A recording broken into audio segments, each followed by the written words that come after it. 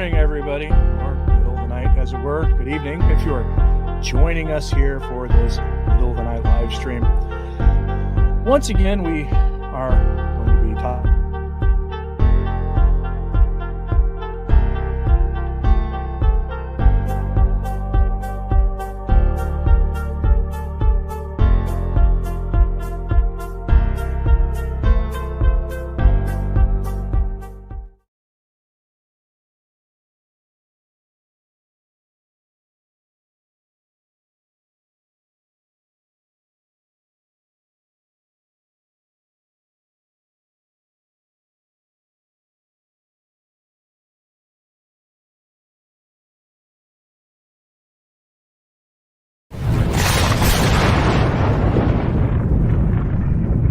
Brought to you by PrayLatin.com, makers of prayer cards featuring complete English phonetic renderings of Latin pronunciations.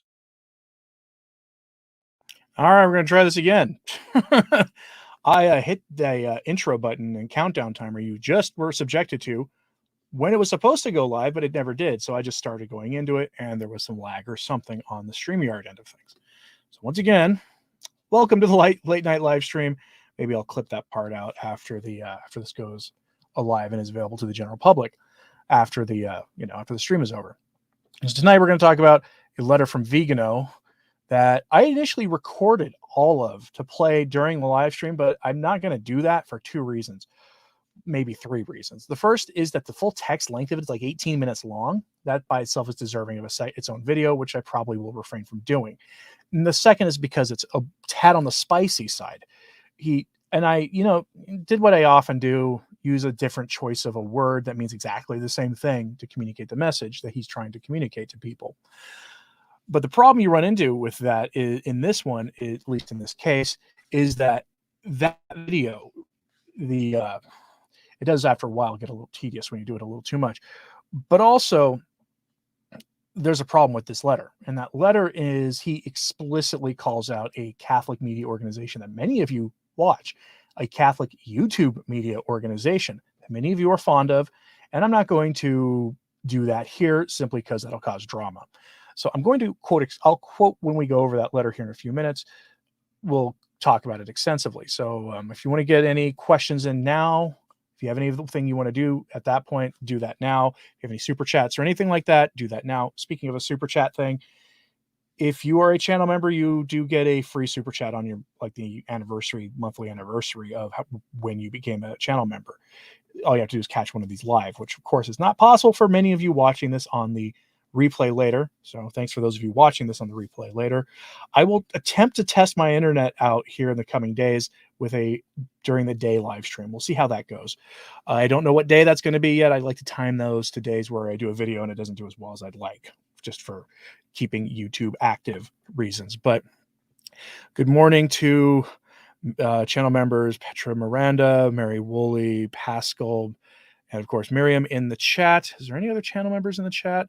No, not as of yet. As well as good morning to everyone else as well. All are welcome. All are welcome here.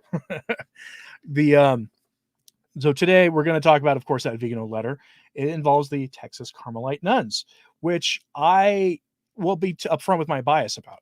I'm always biased towards religious. Women religious, men religious. They live a life seeking sanctifying grace and pursuit of virtue that most of us simply can't. Right? I mean, they pray, they give their entire lives to praying for the salvation of souls. I even am biased in some ways towards the religious who have embraced modernism, because I understand how they can make that error. And they've still given their lives in service of the church. I just wish they would do it in keeping with the faith. And it's why I get so flabbergasted talking about certain bus riding nuns and these other things. But the Texas Carmelites it's been such a complicated story that there's some evidence that looks like the accusations against them are true. But now Viganò has a letter, and he has told us that he has actual evidence that a lot of that, the evidence against them, including that tape, may have been fabricated. So the story is taking on a bizarre twist, and we will go over that here in just a few minutes. But I want to, before we do that, juxtapose it with this story here. We're going to head over to Germany, where it seems heresy and indifferentism or reigning supreme as they frequently do. See, a bishop there has told the priests under his leadership that they are to use discernment in offering blessings for James Martin pairings. Discernment, meaning they should be open to blessing such pairings in some, if not many cases, as opposed, of course, to what the church actually teaches on this subject, which is to say no, to ask the people involved to repent of their errors, to stop sinning, and to go forth and sin no more. So we will take this story from Catholic World Report, who gave us this headline: Pastoral Discernment and Cutting the Ground from Under the Papal Feet. Archbishop Heiner Koch of Berlin has instructed his priests to consider blessing the legal pairings of James Martin pairings. What will Pope Francis do in response? I can tell you what Pope Francis will do in response to answer the question of the author who wrote this piece. He will do nothing.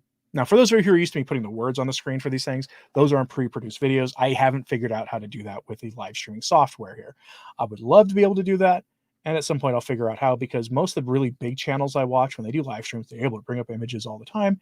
I don't know how to do that, and some of the people I live stream with on other channels apparently don't know how to do that either. But anyway, to answer that author's question, Francis will do nothing, because that's not what he's concerned with in the modern church. He's concerned with synodality and keeping the resistance to the synodalist movement down and crushed under his feet, as I will talk about in a video for probably tomorrow. But let's get to the article here. Just one long quote here. So here's the gist of the story. Quote, readers may have seen the recent article in the Catholic Herald reporting on a 2,000-word letter that Archbishop Heiner Koch of Berlin sent to his priests, instructing them to consider blessing the legal pairings of James Martin pairings, or those, as he says, who, quote, cannot or do not want to marry sacramentally. Indeed, for the Archbishop, quote, it is no longer possible to say that all who are in so-called irregular situations are in a state of mortal sin and have lost sanctifying grace. Okay, then, when it comes to how priests should respond to these pairings who do wish to marry, the Archbishop writes, Pope Francis emphatically calls for pastoral discernment, and the post-synodal apostolic exhortation Amoris Laetitia, quote, gives the local churches, the pastors, a lot of leeway in dealing with people in so-called irregular situations. Moreover, in the letter, the Archbishop advised his priests to use their own private judgment in deciding who was eligible for such blessings, and said he hoped the Berlin Archdiocese would succeed in, quote, preserving unity and diversity, end quote. That's a lot of nonsense. Are we surprised? Are we surprised that's coming out of Germany, the land of the synod on synodality? I'm not surprised by this, nor should you be. That's what's coming, folks. You're going to see that here in America soon, too. I suspect you're going to see that explicit take, the reiteration of Amoris Laetitia, made a little clearer. You're going to see that enthroned in the documents on the Synod on Synodality. That's just what you're going to see. In fact, that's actually one of the expectations from the Synod that I don't think I've seen anybody really talk about. They're going to see that specific ask that has been made by virtually all the continental synods made manifest, that the bishops and the priests can use pastoral discernment to offer which one of the James Martin pairings can receive a blessing in a church. That is what you will probably see. That is where my money is. Some more people have arrived in the chat here. Crystal Candy Cane, good morning to you. Colby A&D says, not which software are you talking about, Colby? I'm not sure. StreamYard is free if you're referring to the weird little kerfuffle at the beginning of this one. But yeah, it's free. It's free. So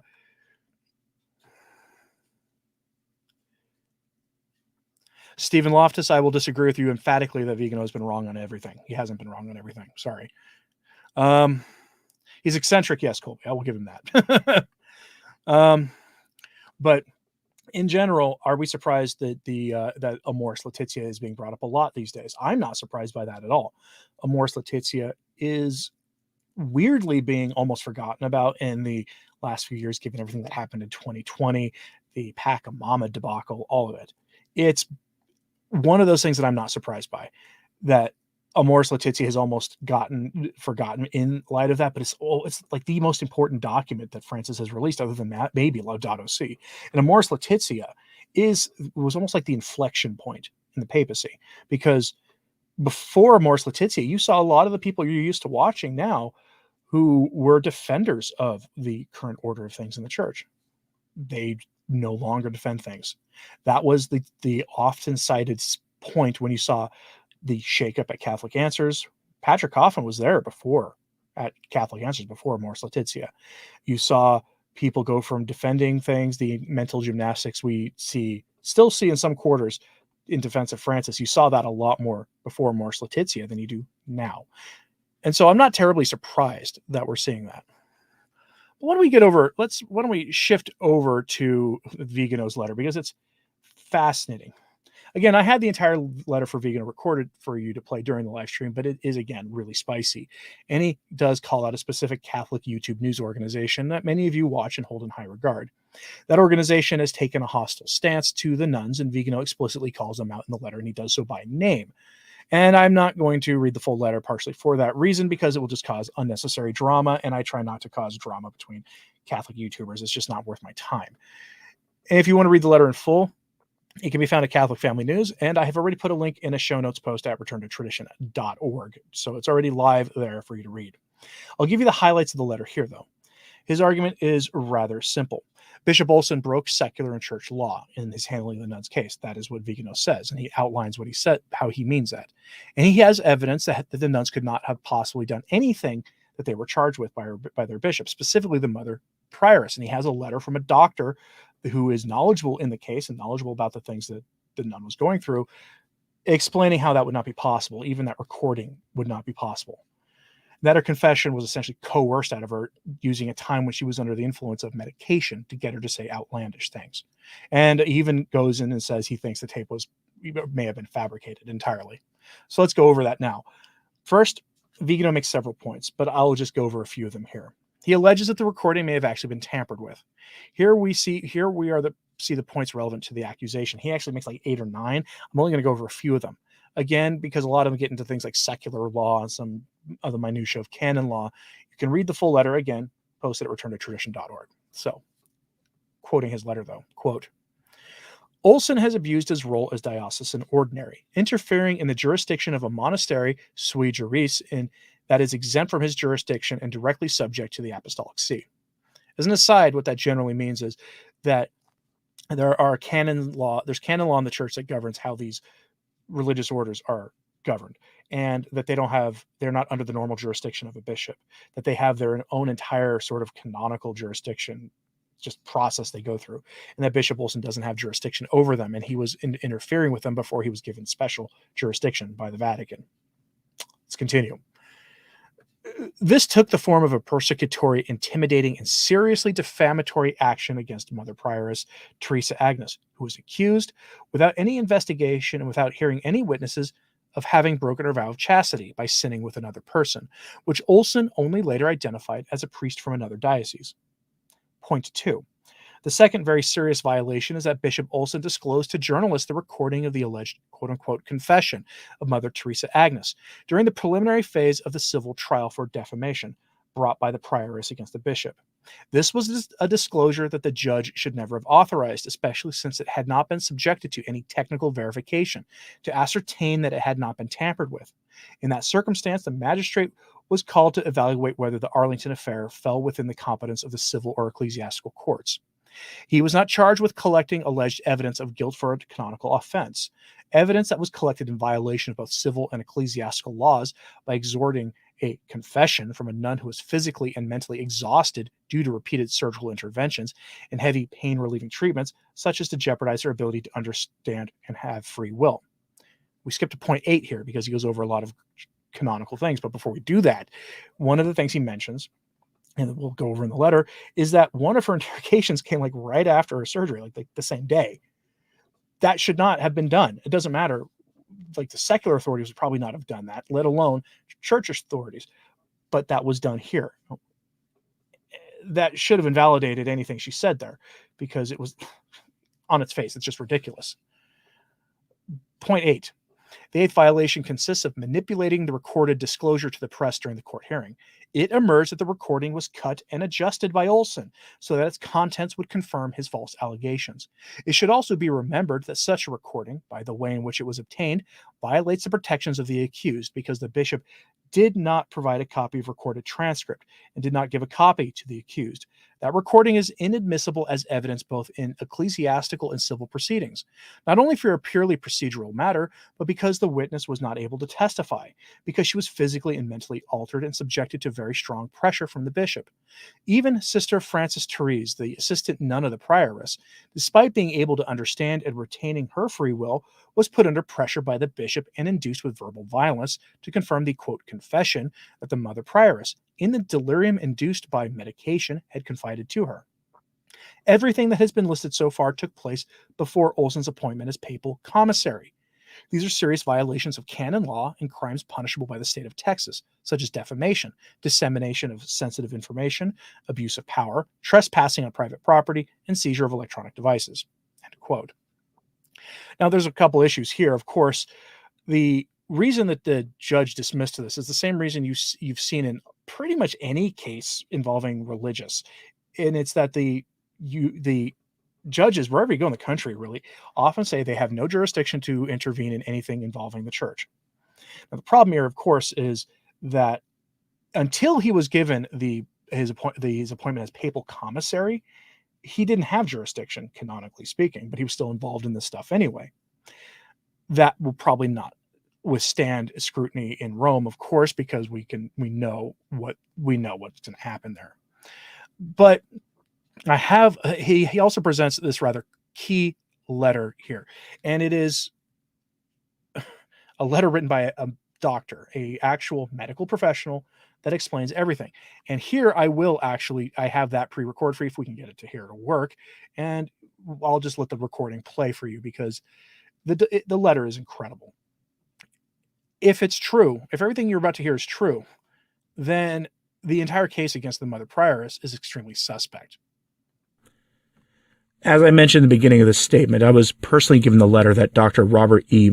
McMichael addressed the Apostolic Nuncio, Archbishop Christophe Pierre, on July 17th, in which he informs him in detail of the clinical picture of the mother prioress that he has been treating as a neurologist since April 27, 2020. The list of tests, interventions, treatments, drugs, secondary effects, and relapses demonstrates how it was impossible for her to physically commit the crimes of which she is accused, and how her confessions under the influence of the substances are not to be considered reliable. The text of the letter, as you can read, leaves no room for any misunderstandings. And now the text of the letter.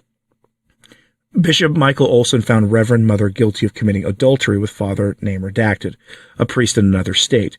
He has stated that he based this conclusion on statements that she made.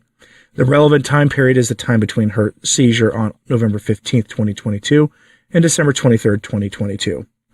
Bishop Olsen recorded his interview of Reverend Mother on April 24, 2023, and at least part of this interview was played at a court hearing in June and widely reported in the press.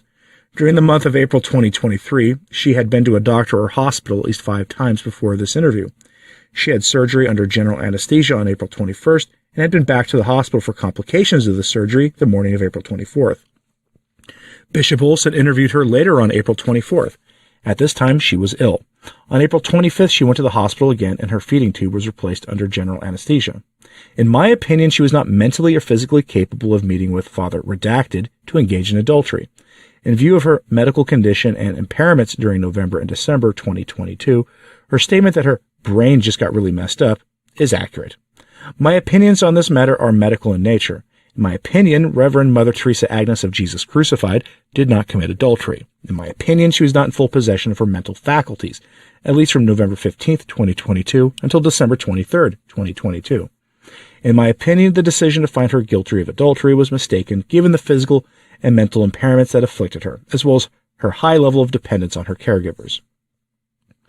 Dr. McMichael's letter clearly shows the persecutory intent of Bishop Olsen, who maliciously took advantage of the psychophysical state of the prioress to harass her and forcibly induce her to admit crimes she had never committed. We do not know what was done by Nuncio Pierre to verify Olsen's work, nor if he ever informed his superiors in Rome. However, we know for certain that from the beginning of this very painful story, Christophe Pierre has never shown any interest or support to the Carmelites of Arlington. I conclude with a few considerations. First, the Apostolic Nuncio needs to let people know what measures he has taken after receiving the letter from the Mother Prioress' neurologist, Dr. McMichael. Second, beyond the commissary's obvious objectionability, as a party to the case and in clear conflict of interest, it is essential that Bishop Olsen present his resignation, since his behavior has shown his absolute incompatibility with the role it plays in the diocese. A public petition by the faithful of Fort Worth has been underway for some time here, and the time has come for them to make their voices heard, both in calling for Olsen's removal and in supporting the Arlington Carmel, both spiritually and materially.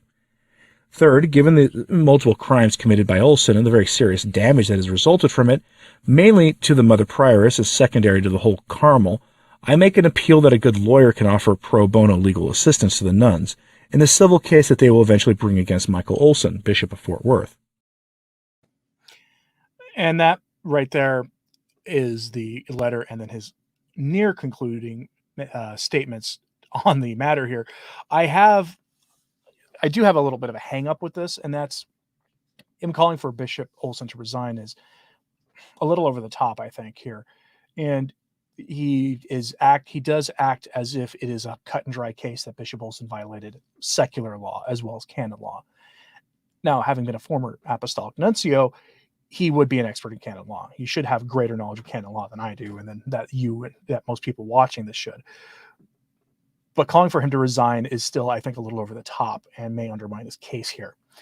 But that letter from the doctor is remarkable, especially the details of her being questioned on the same day she had had like surgeries and right after having surgery. That would not happen in a normal court proceeding of any kind. It just simply wouldn't. That kind of thing it leaves me with a lot of questions. And it's why I totally understand why many people observing this think and have no question asking, why is it that we see in light of all the other religious orders that have been gone after for real estate reasons, it's why we see so many Catholics looking at this and going, yeah, this is about the real estate, especially when you look where the Carmel is located. It's located in very, very prime real estate in the Dallas-Fort Worth area. It's thought to have rich mineral wealth. Here in this part of the country that I'm in central Oklahoma, not terribly far from where they're located. Mineral wealth generally means oil or gas. Okay. To give you an idea, when you buy a house out here or you buy a piece of property, you may own the property, but you may not actually have the legal rights to the mineral wealth. You have to usually buy that separately from the property because it's just such abundance out here that you might be sitting on, a little patch of oil and never know it. So that's what is behind a lot of this. At least that's what some allege. And yes, a traditionalist Catholic, I totally agree. This is very suspicious sounding. But you also notice that in my recent coverage of this, I have pulled back a little bit on the totally siding with the nuns thing, just because the whole thing is now a mess. The alleged evidence that's been presented, all of it. And we need the most important thing in this is finding out the truth of the matter. That if the bishop is in the right on this, then maybe he should be supported in this. But if Viganò and the nuns are in the right, then it is our duty to side with them. The truth is what matters in this, because we cannot stand with injustice, and somebody here is not in the right. And this whole thing is extremely suspicious, and I'm not wild about how this is turning out. So I'm curious if any of you have questions or anything in the chat before we move on. I did want to mention, by the way, and if I can find, I have like 95 tabs open on my computer right now. There it is. I wanted to, you remember the good folks with the Holy Face devotion? They now have a website. So there's the link in the chat. Let me know if that works. If not, you may now have to be able to get a free image or the blessed image that they were offering. You may need to actually copy and paste the link now. YouTube changed how links work in video description boxes and in live chats and everything. So you may need to copy and paste that to make it work. But you can get, from this organization that I mentioned a few weeks ago, you can get some free medals and things from them, blessed by priests at no charge whatsoever to you. because if they do charge for it, that becomes simony. So you can't do that. But it's in the chaplet. I believe Traditionalist Catholic, they do have a copy of that it's the Chaplet of the Holy Face. And I'm not being paid anything to tell you about this. And in fact, actually, they did offer a small fee to me, but I wasn't comfortable with that because while I do accept, from some of the sponsors of the channel for their placement, there's a difference between offering of a commercial service and offering of, promoting devotions and things. So I wasn't comfortable with that, but there in the chat, the link worked, and apparently it works according to people in the chat. So it's there. I will try to put one in the comments after this video goes live. Sarah Nicholas asked, do they still say the nun and the priest were involved in bad types of texting? That's what the accusation is. But again, that confession, according to Vigano, was given under the influence of prescribed medication. And that at that point, you shouldn't take any of those things that she said under those conditions seriously. So yes, according to people, the link does work, which is very, very, very good. So please go visit them if you haven't before. And let's see, a few other things of note here. I do want to give a brief update on my house situation. We finally heard back from the insurance company saying they are in the process of giving us their final award or whatever. They gave us a grotesquely insufficient amount before. The way it typically works when you're doing a major insurance claim on a piece of property is after a natural disaster, they will give you like their offer initially. Then the contractor you're going to work with to fix your house comes and gives you their own version, gives you their estimate that is also higher than it's going to end up being. And then the insurance company responds with their offer, and then basically meeting somewhere in the middle, maybe the contractor adjusts what they're going to do afterwards. So I'm hoping that we can get this house worked on enough before the next storm season, because we are in an El Nino, and that means the weather conditions can be a little more entertaining than they normally are. Because the damage estimate was originally going to be like $56,000, and they gave us like 11. So we're hoping that that this whole thing could settle somewhere in the middle. Otherwise, I'm gonna get wiped out. But I wanted people to get that update because people have asked. And that's what's going on here. And honestly, the generous support people gave through the Buy Me a Coffee link that's in the description box of videos really did help, because it was enough to cover the deductible, which is incredible. That's in fact, it was more than enough. So the support I received was awe-inspiring. Honestly, I was shocked by it. And for that, I do thank all of you for that. A few other things here. I don't know if I covered this in a mailbag video or not. These have been sitting on my desk. I have a whole series of these books that were sent to me. Let's see, this here. There's like several of these books here, right? I got a whole series sent by a listener. Been sitting on my desk. I'm deciding whether, like, these are again these old, century-old writings. I'm debating whether or not I'm going to include them as some of my Sunday things moving forward, because weekend stuff in general. Because here, the commentatory, you can find copies of this. This is a 15th century old document. The St. Vincent of Lerins text from yesterday. We're nearly at the end of this book. We're very good at getting very close to the end. By the end of the year, it'll be done. And I'm looking now for new things, because some of the things I present on Sundays, people just aren't that interested in, including a lot of the like Catholic prophecy stuff I was surprised by. But have you noticed a concerted effort to be dismissive of Catholic prophecy? Blessed Aunt Catherine Emmerich especially is getting a lot of negative press, I've noticed lately, and others. Have you noticed that? Because I noticed that, and I was really, really, really taken aback by that. It was so strange to see that. I almost wonder if that's why I'm not, when I put one of those up, people don't really respond to it anymore. The Blessed Aunt Catherine Emmerich visions of the life of our Lord. It's just, you would think people would be interested in. And, I put things up that people, because, it takes time to make these things. So you obviously want people to watch.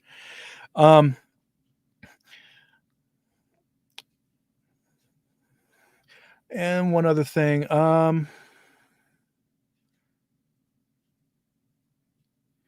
Martin Stewart says, "Ya monster under the bed still works great." Monster under the bed. I have no idea what you're talking about. But here I will also post from last week the Give Send Go for the Malachi Martin book. If you didn't see that live stream, I talked with Robert Merrow about who was a personal friend of Malachi Martin, knew him better than anybody else alive at this point, and it feels compelled to write a book about it. But it's the getting it published is going to cost him tens of thousands of dollars, so he's hoping to raise some funds to get it. And he's going to be doing a few other shows, and he has gotten the technical issue that made a lot of it hard to listen to on our end. He's got that worked out for in the future, and I may have him on again to try another discussion to do it live, although we might try it during the day, hence why I want to try to do a live stream in the coming days. Is there any questions anyone has in the chat before we sign off for the night? I am not seeing anything. So Colby says we need more devotionals on the most sacred heart of Jesus, 2,000 years worth of history rather than just the last 400 after St. Margaret Mary. Welcome to Digital Gypsy, who is a new member of the channel. Appreciate you joining. It is greatly appreciated. Maria Taylor says she loves Maria Valtorta. Her visions of the life of Christ are beautiful. When were they? I don't touch contemporary mystics. Anybody alive now, I don't touch. There's just so much like demonic activity with a lot of the contemporary stuff. I just don't touch it. So, but if she's a older preconciliar figure, send me an email with a link and I'll take a look at it. If that is everything, I will sign off here. The Monster Under the Bed prayer. I don't remember that one. But let me know let me know in an email or something what that is. By the way, if you were wondering if you sent me an email, why I don't answer them, I have 755 emails in my channel inbox right now. This is why I've asked people to stop including me on their chain emails. Don't CC me on emails to your priest, please. I get that a lot. I just delete them. I can't read them. I don't have time to read them, and my inbox is just so flooded. But for the things I've asked people on, I will keep an eye out for. My thoughts on Our Lady of Akita, I think it's legitimate. I think the weirdness of the statue, that looks similar to Our Lady of All Nations, I think that's just a cultural thing. But Our Lady of Akita, I mean, it's practically been proven at this point. We're seeing the bishops opposing bishops, cardinals against cardinals thing playing out in front of us. And with that, I'm going to sign off for the night. Got some things to do before going to Mass. So thank you for the blessings, folks. It is appreciated in the kind words. And tune in tomorrow because we got some fun things coming from Francis. Anyway, thanks for tuning in tonight, folks. It is greatly appreciated. Have a good night. God bless.